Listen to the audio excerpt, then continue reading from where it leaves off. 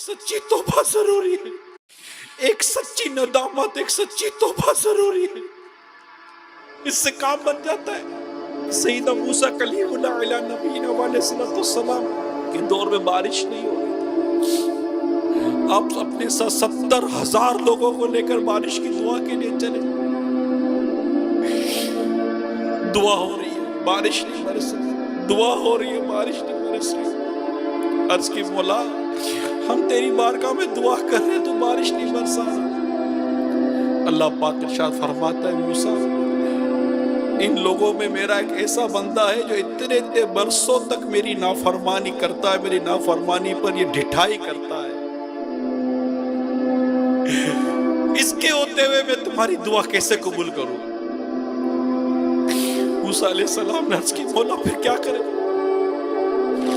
अल्लाह ताला ने फरमाया, अब ऐलान कर दे कि फला फला ऐसा ऐसा बंदा है जो हमारे दरमियान मौजूद है, वो निकल जाए। मूसा अलैहिस्सलाम ने अर्ज की, मौला 70,000 लोग हैं, मेरी आवाज कैसे पहुंचेगी? फरमाया, आप आवाज दे पहुंचाना हमारा काम है। मूसा अलैहिस्सलाम ने यह ऐलान कर दिया, अब लोग खड़े, वो शख्स जिसके लिए ऐलान हुआ था वो सर पर चादर डाले खड़ा था। पहले तो उसने आवाज देखा कि कोई निकल रहा है, देखा कोई नहीं निकल रहा, समझ गया कि ये मैं ही हूं, ये मैं ही गुनाहगार हूं, मेरी वजह से बारिश नहीं हो रही, दुआ कबूल नहीं हो रही है। सर पे चादर थी, सर झुका हुआ था, अपने रब के हुजूर अर्ज करता है, मौला मैं जानता हूं ये मैं ही हूं, मैं ही वो गुनाहगार हूं, तेरा बंदा, मगर मौला अगर मैं इन सबके बीच में से निकलूंगा तो तेरा ये बंदा रुस्वा हो जाएगा, तेरा ये बंदा रुस्वा हो जाएगा। मैं तेरी बारगाह में तौबा करता हूं कि आज के बाद तेरी कोई नाफरमानी नहीं करूंगा। मौला मेरे गुनाहों को माफ कर दे, इनकी दुआएं कबूल कर ले, बारिश बरसा दे, मेरी इज्जत रख ले मौला, मेरी इज्जत रख ले।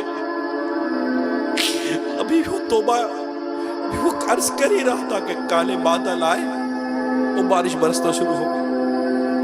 मूसा अलैहिस्सलाम ने अर्ज की, मौला मैंने तो किसी को जाते हुए नहीं देखा,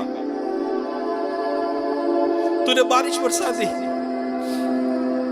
अल्लाह पाक इरशाद फरमाता है, मूसा जिसके लिए रोकी थी उसी के कहने पर बरसा दी। मूसा अलैहिस्सलाम ने अर्ज की, मौला मुझे बता वो कौन है? अल्लाह पाक फरमाता है, मूसा जब नाफरमान था तो मैंने इसके ऐब छुपा कर रखे, अब तो ये मेरा पसंदीदा बंदा बन चुका है, अब मैं इसके कैसे इसको जाहिर करता। एक सच्ची तौबा, एक सच्ची तौबा सारे गुनाह बख्शवा देती है कि बंदा सच्ची तौबा कर ले, मौला बस आज के बाद गुनाह नहीं करूंगा, मैं माफ भी मांगता हूं, और अल्लाह जानता है कौन उसकी बारगाह में सच्ची माफी मांगता है, सच्ची तौबा करता है। उस रब के गज़ब से डर कर, जहन्नम के अजाब से डर कर, अल्लाह की नाराजगी से डर कर कि अल्लाह नाराज हुआ तो हम कहीं के नहीं, अगर वो नाराज और ईमान छीन लिया तो हम तो बर्बाद हो जाएंगे। जन्नत तो सिर्फ उनके लिए जो ईमान सलामत लेके जाएंगे। हमें इस बात का एहसास होना बहुत जरूरी है कि जहन्नम की तबाहकारियां हैं क्या, जहन्नम की होलनाकियां हैं क्या। अल्लाह ना करे ईमान बर्बाद हो गया तो क्या बनेगा? गुनाहगारों को, अल्लाह के नाफरमानों को जहन्नम में जो झोंका जाएगा तो इनका हाल क्या होगा? जहन्नम है क्या चीज? जहन्नम का अजाब क्या है? जब ये हमें पता चलता है तो हमारे रोंगटे खड़े हो जाते हैं। अल्लाह ताला से हम उसकी पनाह मांगते हैं, हम दुआ करते हैं, अल्लाहुम्मा अजीरनी मिनन नार। रिवायत में आता है जहन्नम की आग के 70 जुज़ों में से एक जुज़ है ये दुनिया की आग। जहन्नम की 1000 बरस तक धुमकाई की गई, मतलब इसको धिकाया गया, यहाँ तक कि वो सुर्ख हो गई। پھر 1000 برس اور یہاں تک کہ سفید ہو گئی، پھر 1000 برس اور یہاں تک کہ سیاہ ہو گئی، اب وہ نیلی سیاہ ہے، کالی ہے جہنم کی آگ۔ حضرت سیدنا جبرائیل علیہ السلام نے پیارے آقا صلی اللہ علیہ وسلم کی بارگاہ میں قسم کے ساتھ عرض کی، اگر جہنم سوئی کے ناکے کے برابر کھول دیا جائے تو تمام زمین والے سب کے سب اس کی گرمی سے مر جائیں۔ اور قسم کھا کر کہا، اگر جہنم کو کوئی داروغہ محافظ اہل دنیا پر ظاہر ہو تو زمین کے رہنے والے کل کے کل اس کی ہیبت سے مر جائیں۔ اور با قسم بیان کیا، یعنی قسم کے ساتھ بیان کیا کہ اگر جہنمیوں کی زنجیر کی ایک کڑی دنیا کے پہاڑوں پر رکھ دی جائے تو کانپنے لگیں اور انہیں قرار نہ ہو، یہاں تک کہ نیچے کی زمین تک دھنس جائے۔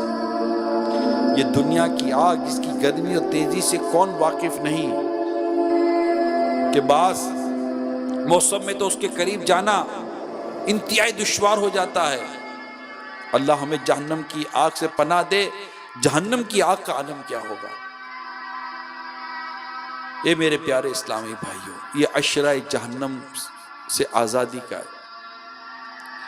اللہ جانے کہ دوزخ کی گہرائی کس قدر ہوگی۔ حدیث پاک میں ہے، اگر پتھر کی چٹان جہنم کے کنارے سے اس میں پھینکی جائے، اگر پتھر کی چٹان جہنم کے کنارے سے اس میں پھینکی جائے 70 برس میں تہ تک پہنچے گی۔ کون جانے اس کی گہرائی؟ اگر انسان کے سر کے برابر سیسے کا گولا آسمان سے زمین پر پھینکا جائے تو رات آنے سے پہلے زمین تک پہنچ جائے گا، حالانکہ یہ 500 برس کی راہ ہے۔ انسان کے سر کے برابر ایک سیسے کا گولا اگر آسمان سے پھینکا جائے تو رات ہونے سے تک یہ زمین تک پہنچ جائے گا۔ اور جہنم کی گہرائی کہ اگر جہنم کے کنارے سے پتھر کی چٹان پھینکی جائے تو 70 برس میں جہنم کی تہ میں وہ پہنچے گی۔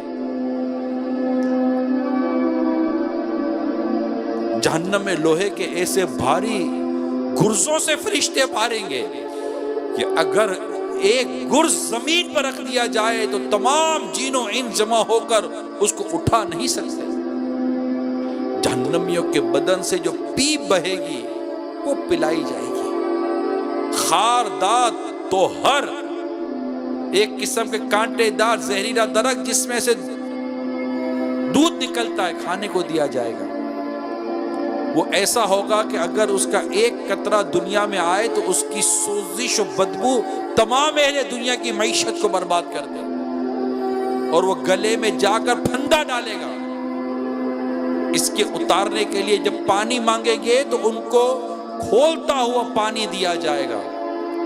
منہ کے قریب آتے ہی منہ کی ساری کھال گل کر اس میں گر پڑے گی، اور پیٹ میں جاتے ہی آنتوں کے ٹکڑے ٹکڑے کر دے گی، اور وہ شوربے کی طرح بہہ کر قدموں کی طرف نکلیں گے۔ پیاس اس بلا کی ہوگی کہ اس پانی پر ایسے گریں گے جیسے انتہائی شدید پیاس کے مارے اونٹ ہوں، جس کو سب سے کم درجے کا عذاب دیا جائے گا، اسے جہنم کی آگ کی جوتیاں پہنا دی جائیں گی، جس سے اس کا دماغ ایسے کھولے گا جیسے تانبے کی پتیلی کھولتی ہے۔ وہ سمجھے گا سب سے زیادہ عذاب اس پر ہو رہا ہے، حالانکہ اس پر سب سے ہلکا عذاب ہو گیا، سب سے کم عذاب ہو گیا۔ بندہ تصور کرے جہنم کی آگ کی جوتیاں جس کو پہنا دی گئی، آج لذت لے کر گناہ کرتے ہیں، بھول جاتے ہیں کہ گناہ سے اللہ ناراض ہو جاتا ہے، اور اللہ کی ناراضگی ایمان کی بربادی کا سبب بن سکتی ہے۔ ارے دنیا کی ایسی کون سی گناہ کی لذت ہے جس کا مقابلہ بندہ جہنم کی تکلیف سے کر سکتا ہے؟ ناممکن ہے، محال ہے۔ جہنم کا عذاب کو ہلکا جو جانے گا وہ کافر ہو جاتا ہے۔ نیک لوگ اللہ سے ڈرتے ہیں، یہ جہنم کی آگ سے بچنے کے لیے اپنے رب کے حضور دعا کرتے ہیں۔ اللہ